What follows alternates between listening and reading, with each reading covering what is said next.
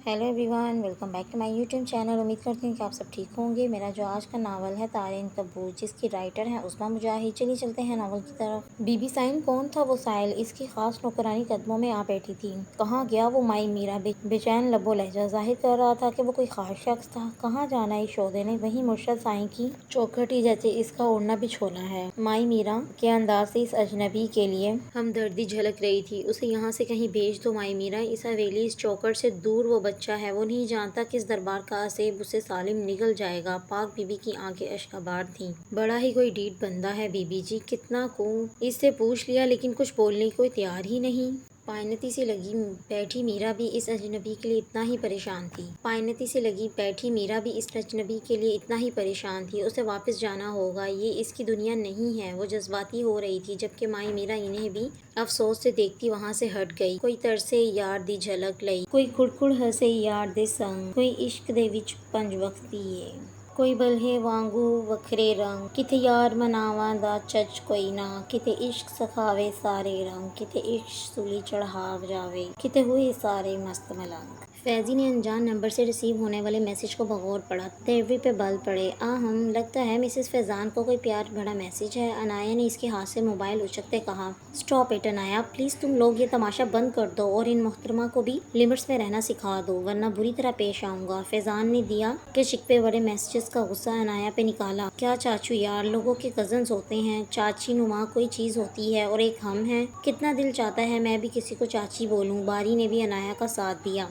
जी फिर हमारे झगड़े होते, फैजी भैया कहते मैंने फैजी चाचू की बेटी से शादी करनी है और मैं कहता नहीं, मुझे मामू की बेटी से शादी करनी है। बंटी ने लाड से कहते फैजी की गर्दन में बाजू लटकाए। सॉरी, आप लोग के शौक की खातिर मैं सूली पे नहीं चढ़ सकता। फैजान चाचू खुशस्लूबी से दामन बचाया, पर मोमानी जानी ने तो तकरीबन डन कर दिया है दिया आनी से रिश्ता। अनीज़े ने भी महफिल में शमूलियत इख्तियार की। पहाड़ जैसी जिंदगी अकेले बसर नहीं हो सकती ना फैजी, आपको कुछ ना कुछ डिसाइड करना पड़ेगा। किसी कम ज़र्फ की वजह से आप अपनी खुशियों को गैन लगा कर बैठ गए हैं। बारी का अंदाज बहुत अजीब सा था। फैजान ने इसकी आंखों में पन्हा दर्द देखे वो समझ सकता था कि बारी इसकी मोहब्बत में एक अनजान लड़की से नफरत करने पे मजबूर है। कुछ कीड़े अभी बाकी हैं बारी, वक्त से पहले किसी को कोई सिर न दिया करो। फैजी ने उसे सलाह दी थी जिसे हमेशा की तरह इसने पीठ पीछे रख छोड़ा था। आखिर तुम्हें इख्तलाफ क्या है? अलमास को इसकी शादी की चाह हो रही थी और हर साल के शुरू में इन्हें ये चाहत होती थी, पर फैजान ने कभी संजीदगी से नहीं लिया था। वो अपनी दुनिया में ही खुश हैं। आप क्यों नहीं रह सकते? बारी ने दबे दबे अल्फाज में गुस्सा किया। अभी तुम लोग की उम्र है यार, मुझे तुम लोग रहने दो हमेशा की तरफ। इनके जोशो खरोश को पस पस टाले वो उठ गए थे। रात के 2:30 बज रहे थे जब उफक को बार बार आने वाली कॉल पे वो बेजार सा उठ बैठा। इससे पहले कि वो कच्ची नींद से जगाए जाने पे इस पे गुस्सा करता, उफक की रोती हुई आवाज़ पे बताई जाने वाली बात ने उसे एकदम संजीदा किया था। बेशक उसे उफक से कोई हमदर्दी नहीं थी, लेकिन इस मामले में वो इसे तन्हा नहीं छोड़ सकता था। वो फैजी चाचू के कमरे की तरफ बढ़ा। हस्बे मामूल वो कुछ लिखने लिखाने में मसरूफ थे। फैजी, मुझे आपकी हेल्प चाहिए। इसने छूटते ही माथा मसलते अपनी परेशानी बयान की। गर्ल्स हॉस्टल में कुछ लड़कियों पे ड्रग और स्मगलिंग की इत्तला पे हॉस्टल में रेड हुई है, जिसमें वार्डन का हाथ भी नजर आया था और इस मद में पुलिस सब लड़कियों को थाने ले जा चुकी थी। उफक को अंदेशा था अगर बाबा साईं या अदा साईं में से किसी को कुछ बताया तो वो उसे हमेशा के लिए संदा बुला लेंगे। इस डर से इसने बारी से राब्ता किया था और फैजी के वकील होने ने सही साथ दिया था। कुछ देर बाद वो थाने से बाहर थी। It my big B Faizi, बारी ने फॉर्मेलिटी के तौर पे इसका फैजान से तारुफ करवाया था, जो किसी बुत की मानद उफक को देख रहा था। उफक हैरानी से बारी को देख रही। इसने तो कभी उफक को नहीं बताया था कि इसका कोई बड़ा भाई भी है। उफक की आंखों से आंसू जारी हुए थे। फैजी और बारी को अच्छे से अंदाजा हो रहा था कि बुज़दिल लड़की जल्दी मुश्किलात से घबरा जाने वालों में से है। इट्स फाइन बेटा, no need to worry. Faizi ने मुस्कुराते हुए इसके सर पे हाथ रखा था। उफक आपको कहाँ छोड़ें? आई मीन मैं आपकी किसी दोस्त की तरफ। आई थिंक हॉस्टल जाना मुनासिब नहीं रहेगा। बारी का अंदाज इंतहाई फॉर्मल था। उफक को एक नई परेशानी ने आ घेरा था। आप मुझे किसी होटल वगैरह में ड्रॉप कर दे, मैं वहाँ कुछ दिन गुजार लूंगी जबकि हॉस्टल का बंदोबस्त नहीं हो जाता। इसका मोहतात अंदाज देखते उफक ने भी दरमियानी राह निकाली। नहीं, ये मुनासिब नहीं रहेगा बारी, आप अपनी दोस्त को हमारे फ्लैट में शिफ्ट करवा दें, बल्कि अगर नहीं मुनासिब लगे तो इस वक्त ये घर चल ले। यूं अजनबी शहर में इस आने वाली अचानक आफत के साथ ساتھ سروائیو مشکل ہو جائے گا۔ فیضان نے آسان حل پیش کیا تھا جس پہ کچھ ہچکچاہٹ کے بعد افق کو بھی مانتے بنی تھی۔ اسے لگ رہا تھا کہ باری کو شاید فیضان کا یہ فیصلہ پسند نہیں آیا، لیکن وہ خاموشی اختیار کیے ہوئے تھا۔ رات کو اچانک افق کی آمد کئی سوال کھڑے کر رہی تھی، لیکن الماس ایک نرم دل خاتون تھی اور دوسرے شہر سے آئی لڑکی کے مسائل کو سمجھنے اسے کھلے دل وہاں رہنے کی آفر کی تھی۔ جب تک کسی اچھے ہاسٹل کا بندوبست نہیں ہو جاتا وہ بھی اسے وہاں رکھنے پہ بازد تھی۔ بظاہر سب اچھا تھا، لیکن باری کا رویہ افق کو کھٹک رہا تھا، جو اس سے اجنبیت قائم کیے ہوئے تھا۔ عنایہ بھی اس سے ملنے آئی تھی، انہیں بھی افق اچھی لگی تھی، جبکہ باری اور اس کی دوستی خبر بھی انیزے کی معاونت سے ان کے علم میں تھی۔ افق کے لیے کسی دوسرے کے گھر میں رہنا ایک نیا تجربہ تھا، وہیں اس نے سہولت سے گھر والوں سے سب کچھ چھپا لیا تھا۔ وہ بیٹھے بیٹھے اپنے اور باری کے گھر کے ماحول کا موازنہ کرنے لگی تھی، جہاں کے رہنے والوں کے پاس افق جتنی عیش و آرام کی زندگی نہیں تھی، لیکن جتنا تھا وہ اس پہ قناعت کیے مطمئن زندگی گزار رہے تھے۔ اس نے یونیورسٹی سے بھی کنارہ کیا ہوا تھا، جبکہ باری اور انیسے باقاعدگی سے یونیورسٹی جا رہے تھے۔ اگرچہ یوں کسی پہ برڈن بننا اسے پسند تو نہیں تھا، لیکن اس کی رہائش کا کوئی بندوبست نہیں ہو پا رہا تھا۔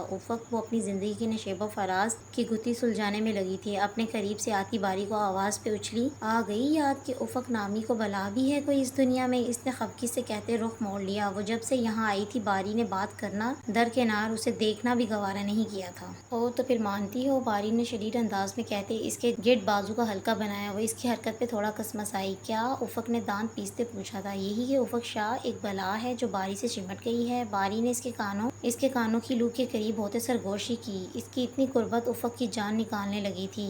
باری پلیز، کوئی آ جائے گا۔ افق نے اسے احساس دلانا چاہا تھا کہ وہ اس وقت کہاں موجود ہے۔ ڈونٹ وری، یہاں سب 9 بجے ہی سو جاتے ہیں۔ افق کی پشت باری کے سینے سے لگی ہوئی تھی، اس کے باوجود وہ اس کی دھڑکنوں کا ارتعاش محسوس کر سکتا تھا۔ آپ تو مجھے جانتے نہیں، پھر یہاں آنے کا مقصد؟ افق نے اپنا آپ آزاد کروانے کی جدوجہد کی۔ مجھے تمہاری عزت بہت عزیز ہے افق، میں نہیں چاہتا کہ میری وجہ سے تمہاری عزت پہ کوئی لفظ بھی بولے۔ آنچ دیتا لہجہ افق کی ساری ناراضی پل میں ہوا ہونے لگی تھی۔ میرا دل چاہتا ہے تمہیں ہمیشہ کے لیے یہی رکھ لوں۔ باری نے اسے کشمیری سیب جیسے رخساروں پہ چٹکی کاٹی تو وہ بلش ہوتی گردن جھکا گئی۔ کمرے میں خاموشی کا راج تھا۔ باری چپ ہوا تو خاموشی بولنے لگی تھی۔ باری کی سانسوں کا زیرو بم وہ اپنی گردن پہ محسوس کر رہی تھی۔ ابھی بھی ناراض ہو؟ معنی خیز انداز میں کہتے وہ اس کی طرف جھکا تھا۔ افق نے جلدی جلدی نفی میں سر ہلا دیا۔ مبادا وہ اسے منانے کے لیے کوئی اور گستاخی نہ کرے۔ آپ جائیں، مجھے ڈر لگ رہا ہے۔ اگر کسی نے آپ کو یوں میرے ساتھ دیکھ لیا تو کیا کہیں گے؟ وہ اپنی دھڑکنوں کو سنبھالتے اسے حقیقت سے روشناس کرانے لگی۔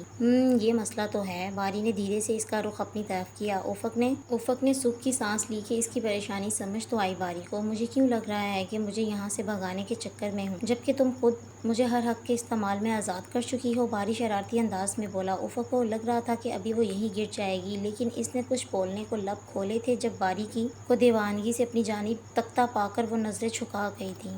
مجھے زندگی جینے سے مت روکا کرو افق، اس نے افق پہ حاوی ہوتے کہا۔ وہ خود کو اس کی من مرضی کے حوالے کیے خاموش ہو گئی تھی۔ ویسے بھی وہ اس کے گھر میں مقیم تھی اور باری بنا روک ٹوک پورے گھر میں گھوم سکتا تھا، تو وہ اسے کب تک اپنے پاس آنے سے روک سکتی تھی؟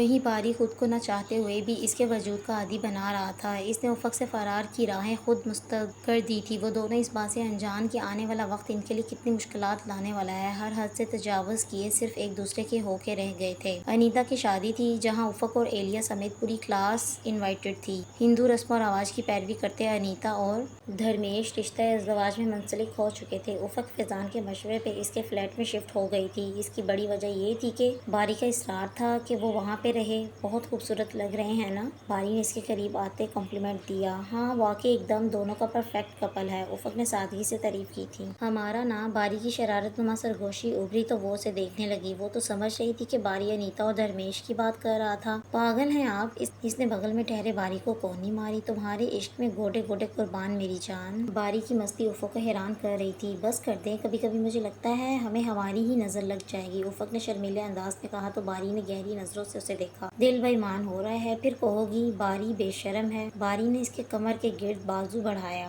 اتنے لوگوں کی موجودگی میں اس کے یہ بے باکی افق کی جان نکالنے لگی تھی۔ لوگ کیا کہیں گے؟ اس نے باری کا ہاتھ جھٹکتے کہا تھا۔ مجھے پرواہ نہیں لوگوں کی۔ باری نے ٹھٹائی کا مظاہرہ کیا تھا۔ تبھی افق کا سیل بجنے لگا تھا۔ مینا پھپھو؟ کالنگ دیتے اسے ہوش آیا تھا کہ وہ زمین پہ رہ رہی ہے، جہاں اس کے ارد گرد رشتوں کا حصار بھی ہے۔ باری نے ناگواری سے دیکھے اس کے ہاتھ سے موبائل لیتے کال آف کر دی۔ بارش ایک لفظ نہیں، جب تک میرے ساتھ رہو گی گھر والوں سے کوئی بات نہیں۔ ایک وہم سا لگ جاتا ہے جیسے وہ تمہیں مجھ سے چھین کے لے جائیں گے۔ باری نے سینہ مسلتے افق کو وجہ بھی پیش کی۔ باری کا اپنے لیے اتنا پوزیسو ہونا اسے آسمانوں پہ لے جا رہا تھا۔ وہ کسی کا بھی ڈریم بوائے ہو سکتا تھا۔